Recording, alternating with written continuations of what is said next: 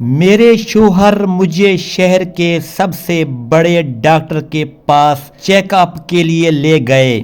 نومبر کی سرد شام تھی اور آسمان پر کالے بادل اس طرح چھائے ہوئے تھے جیسے کسی انکہی حقیقت کو چھپانے کی کوشش کر رہے ہوں۔ بارش کی بوندیں میرے بیڈ روم کی بڑی شیشے والی کھڑکی پر مسلسل دستک دے رہی تھی اور ہر بوند کے ساتھ میرے دل میں ایک انجانا خوف اترتا چلا جا رہا تھا۔ میں آئینہ کے سامنے کھڑی خود کو دیکھ رہی تھی اور مجھے لگ رہا تھا جیسے یہ خوبصورت عورت میں نہیں ہوں بلکہ کوئی اور ہے جس کی زندگی بظاہر مکمل مگر اندر سے کھوکھلی ہے۔ میرا نام مایا ہے اور میں اپنی زندگی کے 31ویں سال میں کھڑی وہ عورت ہوں جس کے پاس دولت ہے، آسائشیں ہیں، شہر کا سب سے بڑا گھر ہے، ایک ایسا شوہر ہے جو دنیا کے سامنے مجھے اپنی کامیابی کہتا ہے، مگر اس سب کے باوجود میری گود خالی ہے اور یہی خالی پن میری روح کو روز تھوڑا تھوڑا کھاتا جا رہا ہے۔ میری شادی حارث سے ہوئی تھی، ایک باوقار ذہین اور حد سے زیادہ خیال رکھنے والے انسان سے۔ ہماری شادی محبت کی بنیاد پر نہیں بلکہ خاندان کے فیصلے سے ہوئی تھی، مگر وقت کے ساتھ وہ رشتہ ایسا مضبوط ہوا کہ مجھے لگا میں واقعی خوش قسمت ہوں۔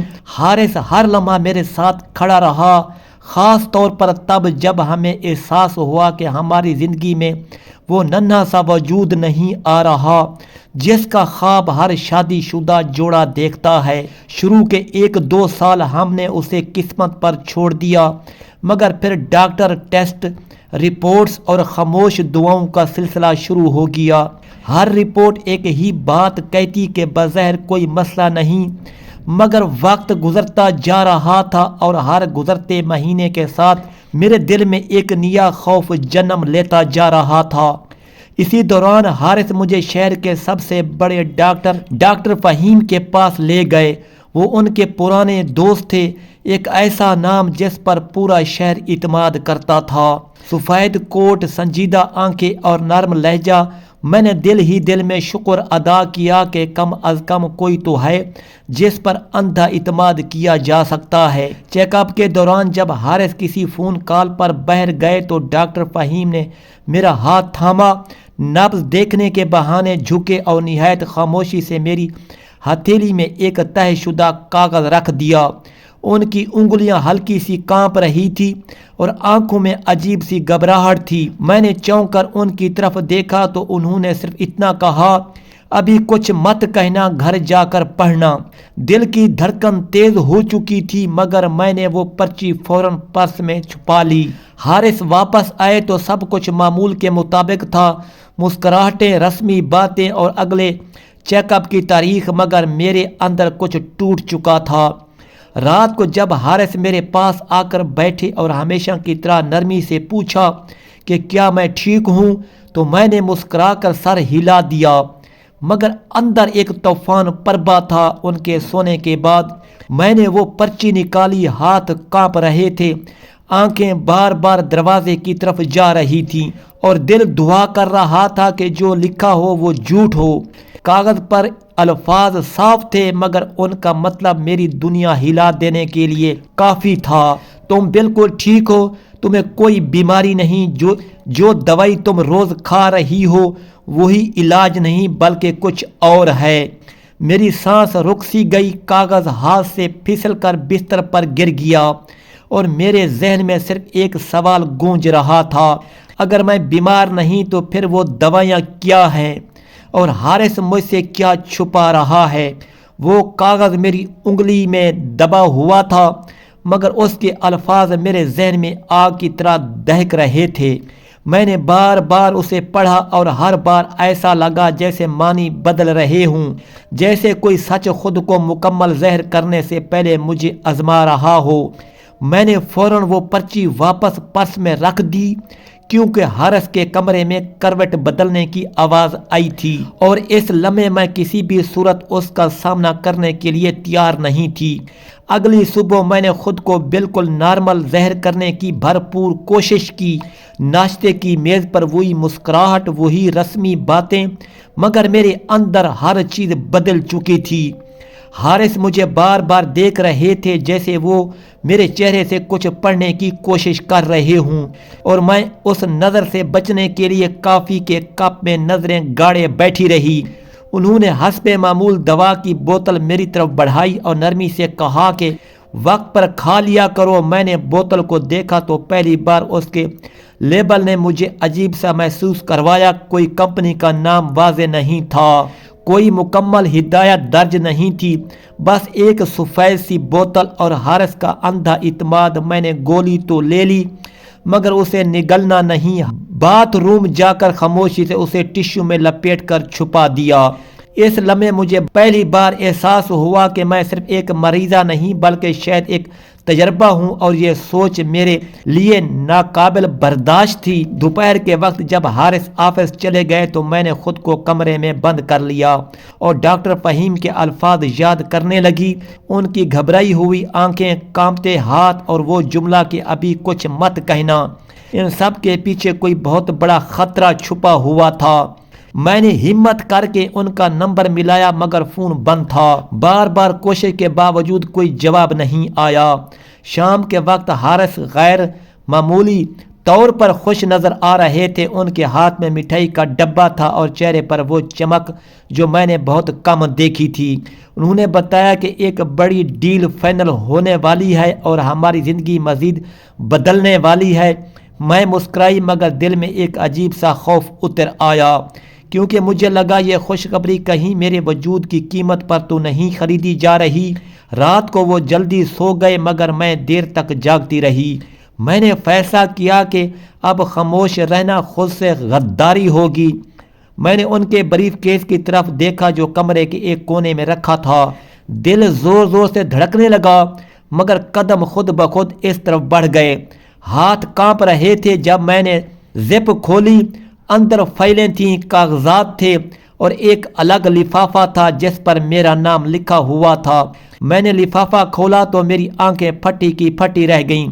اس میں میڈیکل رپورٹس تھیں مگر وہ رپورٹس میری بانجھ پن کی نہیں بلکہ میرے جسم میں مصنوعی ہارمون کی غیر معمولی لیبلز کی تھیں، اور نیچے ایک نوٹ تھا جس نے میری روح تک ہلا دی۔ سب کچھ پلان کے مطابق ہے، وہ ذہنی طور پر کمزور ہو رہی ہے، دوا جاری رکھیں۔ میرے ہاتھ سے فائل گر گئی، آنکھوں کے سامنے اندھیرا چھا گیا۔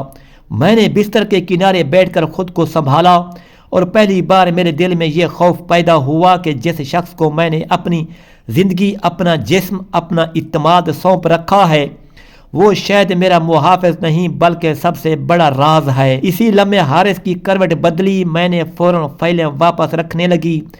دل دعا کر رہا تھا کہ وہ جاگ نہ جائیں، مگر میرے ذہن میں صرف ایک سوال گردش کر رہا تھا، اگر یہ سب ایک منصوبہ ہے تو اس منصوبے کا انجام کیا ہے اور اس میں میری جگہ کیا ہے؟ اس رات میں سو نہیں سکی۔ آنکھیں بند کرتی تو وہ فائل، وہ نوٹ، وہ جملہ بار بار سامنے آ جاتا کہ سب کچھ پلان کے مطابق ہے۔ میں خود کو آئینے میں دیکھنے لگی تو پہلی بار مجھے اپنا چہرہ اجنبی محسوس ہوا، جیسے یہ جسم میرا ہے ہی نہیں بلکہ کسی اور کی ملکیت بن چکا ہو۔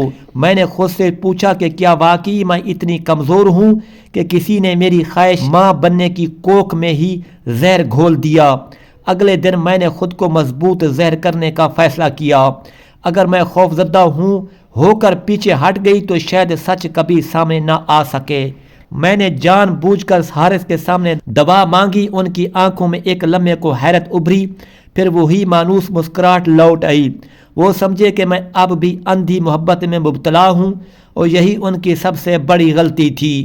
میں نے دوا پھر نہیں کھائی مگر اس بار میں نے گولی سنبھال کر رکھ لی، کیونکہ مجھے ثبوت چاہیے تھا۔